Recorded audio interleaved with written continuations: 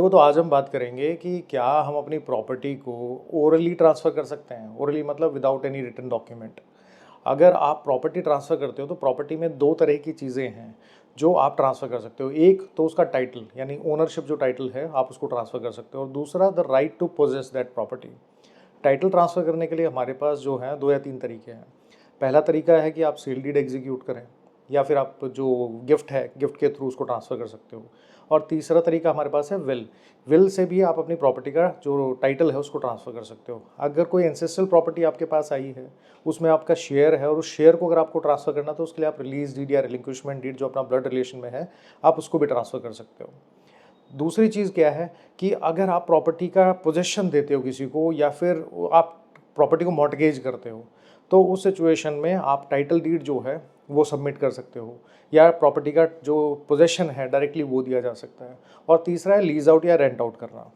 जहाँ तक टाइटल की बात आती है, तो अपार्ट फ्रॉम विल, विल अकेला एक ऐसा इंस्ट्रूमेंट है जिसको रजिस्टर करवाने की ज़रूरत नहीं है। उसके अलावा अगर आप प्रॉपर्टी को किसी और मेथड से जो ट्रांसफ़र है, उसके अलावा अगर आप प्रॉपर्टी को आप किसी और मेथड से अगर ट्रांसफ़र करना चाहते हो, चाहे वो गिफ्ट हो या सेल डीड हो, उसके लिए उसका कंपल्सरीली रिटन डॉक्यूमेंट होना बहुत ज़रूरी है, और उस रिटन डॉक्यूमेंट को रजिस्टर करवाना भी मैंडेटरी है।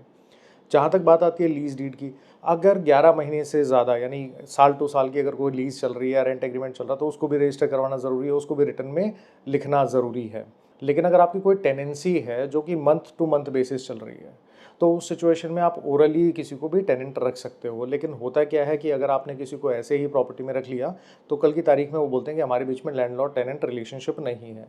तो एडवाइजेबल ये रहता है कि अगर आपको 11 महीने की टेनेंसी या लीज डीड जो है उसको एग्जीक्यूट करना है, तो उसके लिए उसको रजिस्टर करवाना अगर मैंडेटरी नहीं है, तो एटलीस्ट उसको लिखित में ज़रूर कराएं, नोटराइज करा के ज़रूर रखें। अब क्वेश्चन ये आता है कि इन डॉक्यूमेंट्स को लिखना क्यों ज़रूरी है, रजिस्टर करवाना क्यों ज़रूरी है। देखो, अगर आप बायर हो, आप प्रॉपर्टी लेते हो, और अगर कोई रिटन डॉक्यूमेंट नहीं है आपके पास, या फिर रिटन डॉक्यूमेंट है और कोई रजिस्टर्ड डॉक्यूमेंट नहीं है, कल की तारीख में अगर सेलर के साथ आपका कोई लीगल डिस्प्यूट हो गया, तो उस सिचुएशन में आपके जो डॉक्यूमेंट है, अगर कच्चे पेपर हैं यानी नोटराइज डॉक्यूमेंट हैं, और उस पर स्टैम्प ड्यूटी पूरी नहीं पे की गई, तो कोर्ट उसको एविडेंस में लेने से मना कर सकता है। और अगर वो कोर्ट में एविडेंस के तौर पे नहीं आए, तो आप अपने टाइटल के लिए अगर कोई केस फाइल करते हो, तो उस केस के जीतने की संभावना बहुत कम हो जाती है।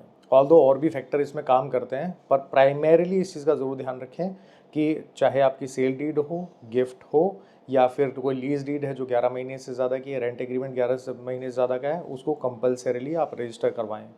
थोड़ी स्टैम्प ड्यूटी जाएगी, लेकिन आप निश्चिंत हो सकते हैं।